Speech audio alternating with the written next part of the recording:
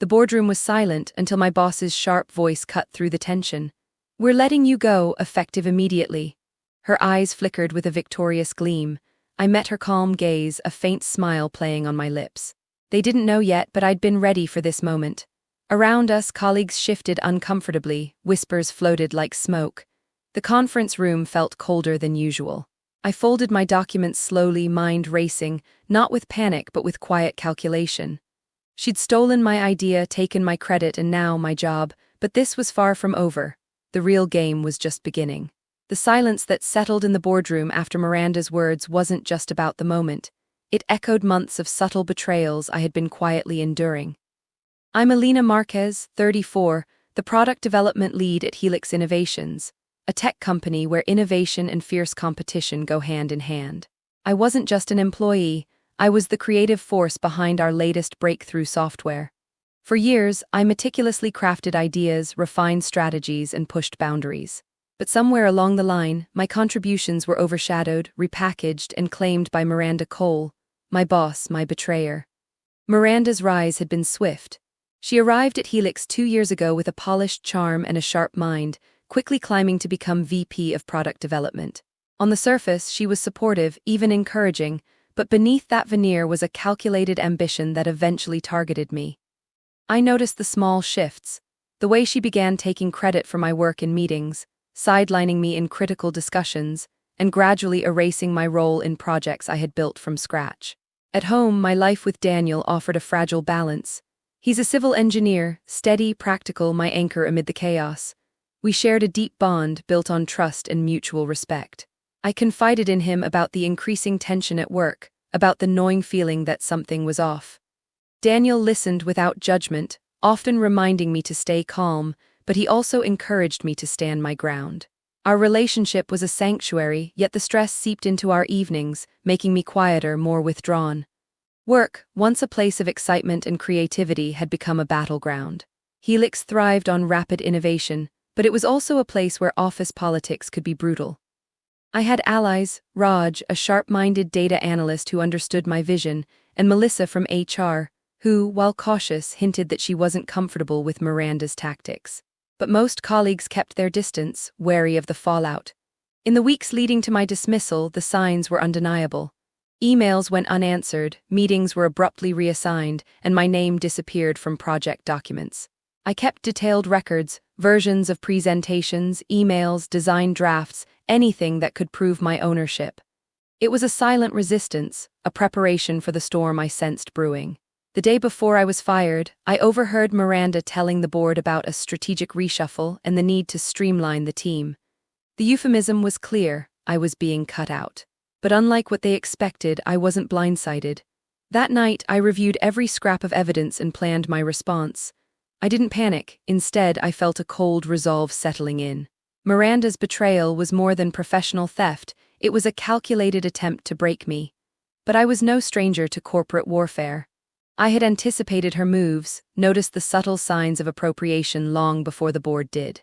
The real battle wasn't just about my job, it was about justice and reclaiming what was rightfully mine. Despite the growing tension, I maintained a calm facade at work. I attended meetings with quiet intensity, spoke with measured confidence, and avoided giving Miranda any fuel for confrontation. I was careful to hide my true plans, knowing that exposure could jeopardize everything. Daniel noticed the change in me. Our conversations grew more guarded, the distance between us widening as I buried myself deeper in preparations. Friends urged me to seek legal advice, and Melissa quietly offered to share insider information if I needed it. Raj became my sounding board, helping me piece together the evidence and strategize next steps. Reflecting on the months leading up to this, I see the pattern clearly now. Miranda's interest in my projects, her attendance at meetings I hadn't invited her to, the casual theft of ideas, all signs I tried to document without causing alarm. The board's blind trust in her polished presentation only fueled her assent and my dismissal. But from this darkness came clarity. The pain sharpened my focus, transforming me from a sidelined employee into a calculated strategist ready to fight back. As I packed my belongings after the firing, I wasn't just walking out, I was gearing up for the battle ahead. Miranda's promotion was only the first move, and I intended to rewrite the game entirely. The moment the door clicked shut behind me, the air seemed to shift. I was no longer Alina the employee, I was Alina the betrayed, yet oddly composed. Outside the boardroom, voices buzzed, some filled with pity, others with surprise. But inside, my thoughts were clearer than ever. Raj caught up to me in the hallway, his brow furrowed with concern. "Alina, are you okay?" That was brutal. I looked at him, meeting his worried eyes without flinching. "I'm fine, Raj. More than fine, actually. I've been expecting this. I just needed to hear it from Miranda herself." My voice was steady, almost calm. "It's not the end, it's the beginning." Raj hesitated, "But losing your position like that. It's a huge blow. How do you plan to move forward?" I managed a small, knowing smile. "First, I gather everything I can, emails, documents, meeting notes. Then I make my move." My mind was already racing through the steps ahead. "I've seen the patterns. She's been erasing my work for months. Now it's time to expose her." He nodded slowly, admiration flickering in his eyes. "I'm with you, whatever you need." Later, Daniel called. His voice was a mix of concern and disbelief. "Alina, I heard, are you really okay?" I pictured him pacing by the window in our apartment, worry creasing his face. "I'm more focused than ever." This was expected, Daniel. "I'm not going down without a fight. But this isn't just work, it's your career, your reputation, you've built so much." "I know, and I'm not about to let her take it all away." My tone was firm. "I'm already collecting proof, consulting people who can help. This will be more than just a personal fight, it's about justice." He sighed deeply. "Just promise me you won't let it consume you." "I won't. I have a plan." The next day, back at the office, whispers followed me. Some colleagues offered sympathetic glances, others avoided eye contact. I noticed Miranda observing from across the room, a faint smirk playing on her lips. But I kept my expression unreadable, my posture poised. I was no longer the powerless employee. Inside, I was building a case. Melissa approached me quietly in the break room. "Alina, I don't know how much I can say, but if you need anything from HR records or emails, let me know. There are things I've seen, things you deserve to know." I nodded appreciatively. "Thank you, Melissa. I might take you up on that." She glanced around nervously. "Just be careful, Miranda has eyes everywhere." That warning only fueled my determination. During a late-night strategy call with Raj, we pored over project files. "Look at this version of the proposal," he said, pointing to his screen. "Your name's on every page, but the final presentation credits Miranda. This is blatant." I leaned in, eyes scanning the document. "Exactly. And these emails, she's been forwarding my ideas to the board, twisting the context, taking full credit." Raj shook his head. "It's ruthless. But predictable." I closed my laptop with resolve. It's time to turn their game against them. As the days passed, I remained outwardly calm, but inside, every step was calculated. I kept close contact with my lawyer, reviewed contracts, and started assembling a dossier of evidence. I was laying the groundwork for a confrontation that would leave no room for doubt. When Miranda caught me in the hallway one afternoon, her smile was tight, forced. "Alina, I hope you're not making this harder than it needs to be." I looked her in the eye, steady and unyielding. "I'm just getting started. The board deserves the truth." Her eyes narrowed slightly. "Be careful, this could ruin you." I allowed a small smile, calm and confident. "I'm the one who's been wronged here. I'm not afraid of the truth." She walked away, lips pressed into a thin line. That encounter was a turning point. I realized she underestimated me, and that was my advantage. That night, sitting alone in our apartment, Daniel finally broke the silence. "You're different now, stronger." I nodded slowly. "I have to be. This isn't just about me anymore, it's about standing up for what's right." He reached out, taking my hand gently. "Whatever happens, I'm here." His support was a lifeline, but the road ahead was mine to walk. I closed my eyes briefly, feeling the weight of what was to come. But beneath it all, a steady flame burned, one of quiet confidence and unshakable resolve. Miranda might have won the board's favor, but I was ready to win the war. The night after my conversation with Daniel, sleep was elusive. Instead, I sifted through every piece of information I'd gathered so far: emails, project drafts, meeting recordings, and even chat logs from our company's internal messaging system. The deeper I dug, the clearer the picture became. Miranda's theft was not an isolated act of opportunism, but a carefully orchestrated campaign.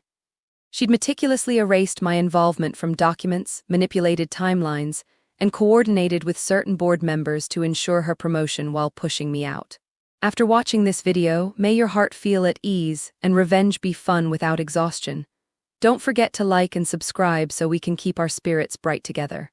The next morning, I reached out to Sophia Grant, a corporate lawyer Daniel had recommended. Sophia was sharp, direct, and had a reputation for fighting David versus Goliath cases with tenacity.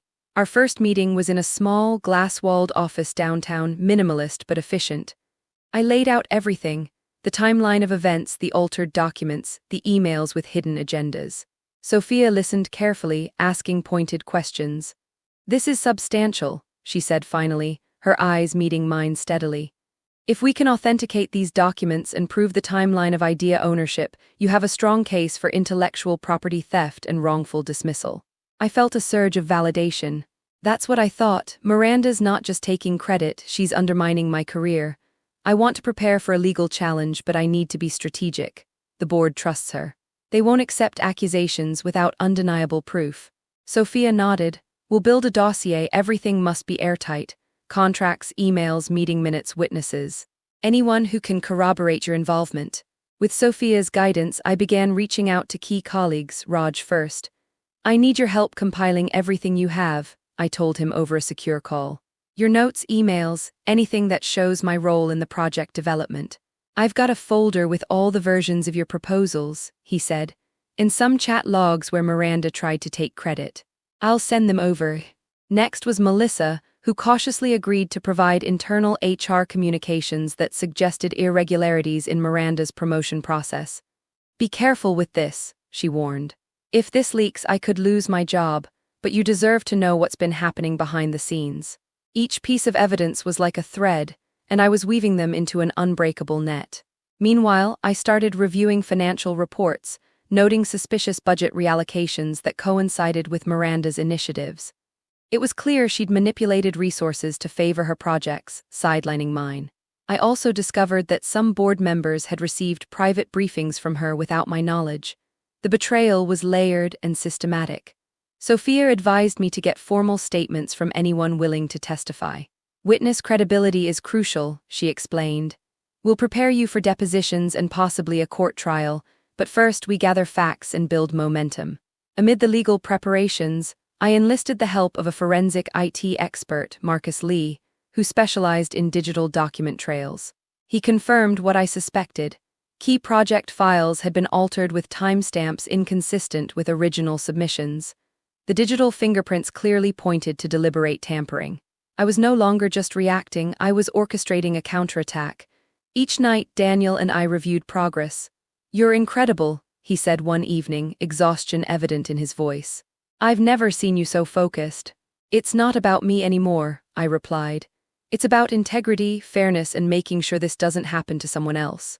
The emotional toll was heavy. I felt the weight of constant vigilance, the anxiety of exposure, and the strain on my personal life. But I also felt a growing strength.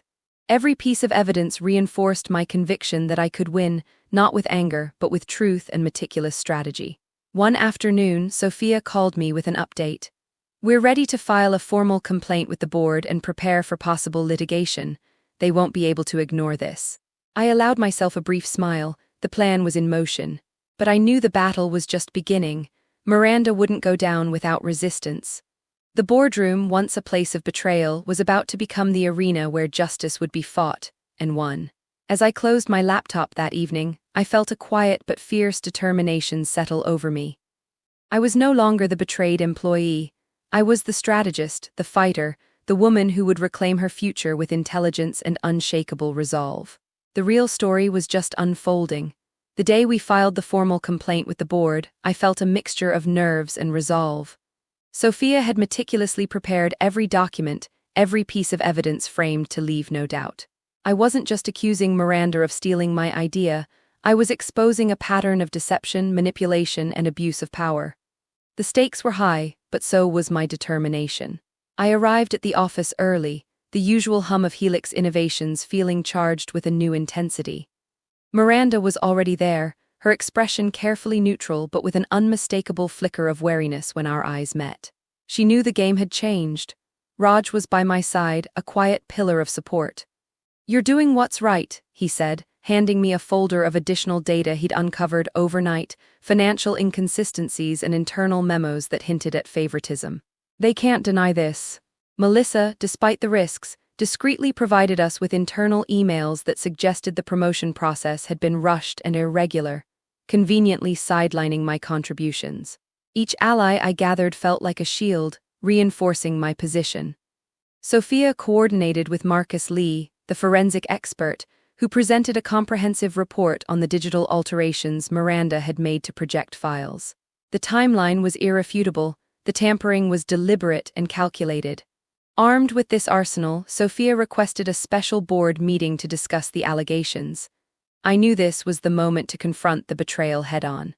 The boardroom was colder than I remembered, its glass walls reflecting the high stakes inside. The key players were present: board members, Miranda, myself, and Sophia, who had taken the lead in presenting our case. As Sophia spoke, laying out the evidence with precision, I observed the shifting expressions around the table: surprise, discomfort, skepticism. Miranda remained composed, but I sensed cracks beneath her polished exterior. When it was my turn to speak, I stood steadily. "This isn't just about a stolen idea," I said, my voice calm but resolute. "It's about the integrity of this company, the respect for the work we all contribute. I'm here to ensure that truth is acknowledged and fairness is restored." Miranda's rebuttal was immediate but defensive. "Elena's claims are exaggerated," she said. "The promotion was earned through leadership and vision. Any changes to project documents were collaborative decisions." I responded, steady and unflinching. "Collaboration requires transparency and acknowledgement. What you did was erasure and deception. The evidence will show that." Tensions escalated quickly. Board members began asking pointed questions, some leaning toward my side as Sophia presented the hard data. Miranda attempted to deflect but struggled under the weight of facts. Raj provided testimony via a recorded statement, detailing instances of Miranda's overreach and credit-taking. Melissa corroborated with her insights into the irregularities in the promotion process. The climax came when Marcus presented the forensic report, showing altered timestamps and file manipulations. A hush fell over the room. Miranda's confident facade faltered. She exchanged worried glances with a few board members. Sophia pressed on. "This evidence compels the board to reconsider the decision made regarding both the promotion and Elena's dismissal." After hours of debate, the board agreed to suspend Miranda's promotion pending a full internal investigation. They also reinstated me to a senior advisory role, recognizing my rightful contributions. The victory was tangible but tempered. The fight wasn't completely over, but the tide had turned. Outside the boardroom, Raj smiled for the first time that day. "You did it, Elena." I breathed deeply, feeling the weight begin to lift but knowing the road ahead required continued vigilance. Miranda avoided eye contact as we left the room. I saw in her a mix of anger and disbelief, but I remained composed. This was never about personal vendettas, it was about justice. That evening, Daniel greeted me with quiet pride. "You faced them head-on and won." I smiled, tired but unbroken. "It's a start, but I'll keep fighting until everything is made right." This chapter closed with a hard-earned sense of victory, yet the story was far from over. I had reclaimed my power through intelligence, strategy, and unwavering resolve. And whatever came next, I was ready. The special board meeting was set for a Friday afternoon, a tense, decisive moment I had anticipated with relentless focus. As I walked into the conference room, the polished oak table stretched long and imposing, surrounded by familiar faces whose expressions ranged from guarded curiosity to thinly veiled skepticism. Miranda sat across from me, her usual confident posture slightly diminished, eyes darting with a flicker of unease. Sophia, poised beside me, handed me a folder with the final report, then nodded discreetly. This was the culmination of weeks of painstaking preparation, months of gathering evidence, building a case, and steeling myself for confrontation. I was ready. The meeting began with the chairman calling the session to order, and Sophia took the floor to lay out the core of our case. Her voice was steady, authoritative, detailing the documented timeline of events. How Miranda had systematically appropriated my work, altered project files, and manipulated internal communications to secure her promotion. She presented the forensic IT expert's report, highlighting the digital tampering that had been meticulously traced to Miranda's credentials. Board members exchanged glances, some visibly disturbed by the depth of deception uncovered. Miranda listened, face unreadable, but when it was her turn to respond, her voice was sharp and defensive.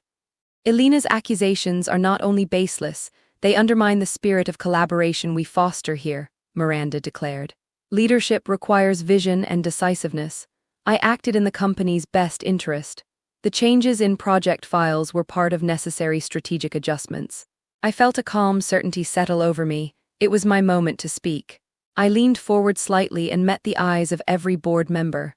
Leadership also demands integrity and respect, I said clearly, two qualities that should never be sacrificed for personal gain.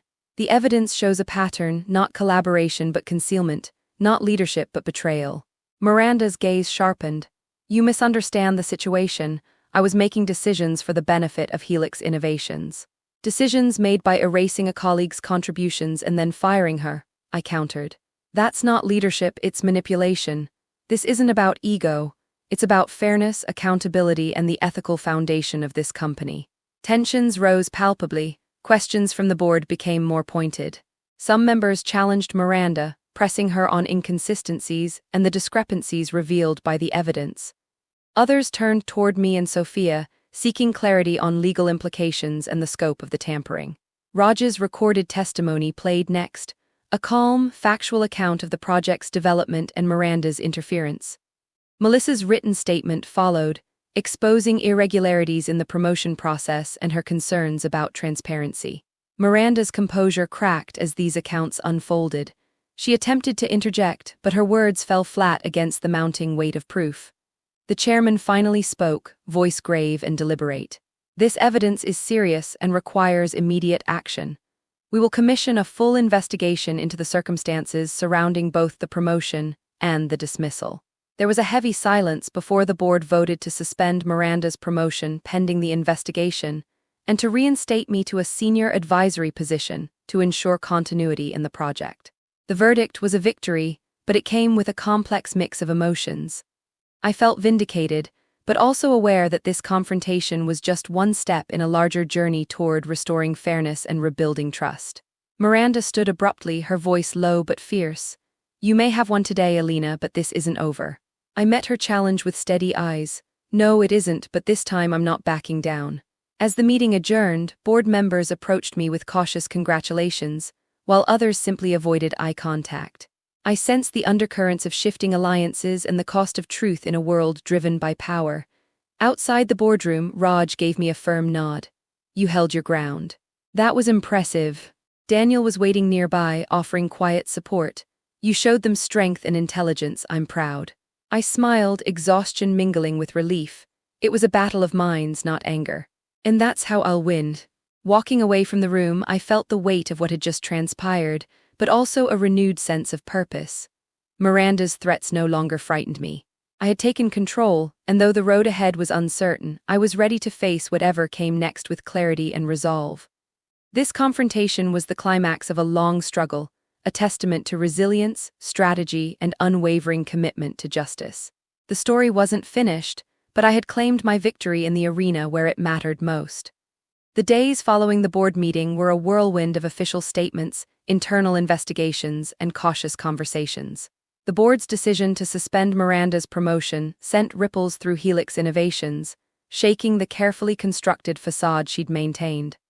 News of the ongoing inquiry spread quietly but unmistakably, leaving colleagues to speculate in hushed tones.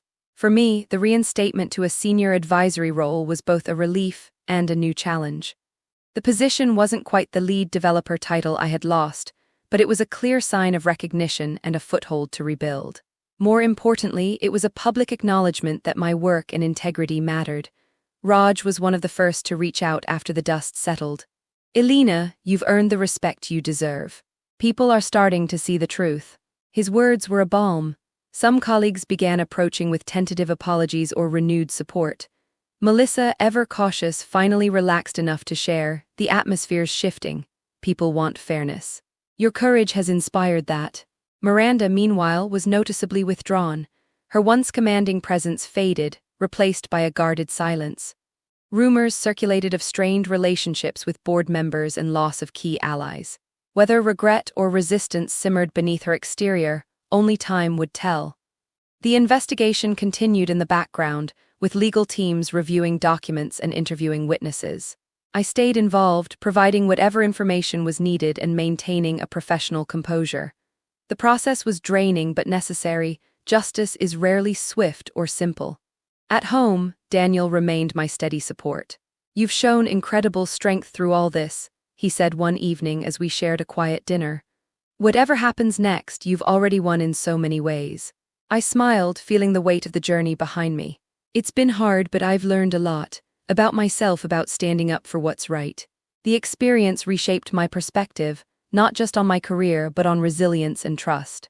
I found new clarity in my goals and a renewed commitment to integrity. Socially, the fallout was complex. Some friends admired my tenacity, others kept a cautious distance, unsure how to navigate the changing dynamics. But I focused on what mattered, building honest connections and moving forward with intention. As the investigation reached its conclusion, the board publicly reaffirmed their commitment to ethical leadership and transparent processes. Miranda was formally stripped of her promotion, and discussions began about reviewing company policies to prevent similar abuses. For me, the outcome was more than professional vindication. It was a restoration of dignity and a foundation for future growth. Walking through the halls of Helix now, I sensed a subtle shift in the culture. The conversations felt more open, the respect more genuine. I had reclaimed not just my position, but a voice that demanded to be heard. This chapter closed with a quiet triumph. The betrayal that had threatened to dismantle my career became the catalyst for transformation, both personal and professional. The road ahead held challenges, but I was ready. With intelligence, courage, and unwavering resolve, I had taken down deception in front of the board and taken back my future. Months after the storm had passed, I found myself standing in a new office, smaller, quieter, but filled with purpose. My role at Helix had evolved into something more strategic, advising on product development with a voice that was finally heard and respected. The wounds from the past hadn't vanished, but they had transformed into lessons that shaped my confidence and clarity. Daniel and I often talked about what this journey had taught me. "You've grown stronger than ever," he said one evening, his hand resting gently on mine. "Not just because you fought back, but because you refused to lose yourself." I smiled, feeling the truth in his words. The betrayal, the boardroom battles, the endless preparations, they had revealed a resilience I hadn't fully recognized. I was no longer the quiet, sidelined employee. I was a woman who mastered her fate through intelligence and calm resolve. At work, my relationships deepened with colleagues who admired my perseverance and integrity. Raj remained a steadfast ally, and Melissa's cautious support blossomed into a quiet friendship. Together, we contributed to a culture shift at Helix, one that valued transparency and fairness, where voices like mine wouldn't be silenced again. Reflecting on everything, I realized the most important victory wasn't the legal or professional win, it was reclaiming my self-worth and agency. In the face of betrayal, I chose strategy over rage, preparation over despair. That choice changed everything. For anyone facing similar battles, I want to say this: resilience is quiet strength, preparation is power. And the truth, when armed with intelligence and resolve, always finds its way to light. As I look ahead, the future feels wide open, full of possibilities and new beginnings. The chapter that began with betrayal has become a story of hope and renewal. I am ready to write what comes next.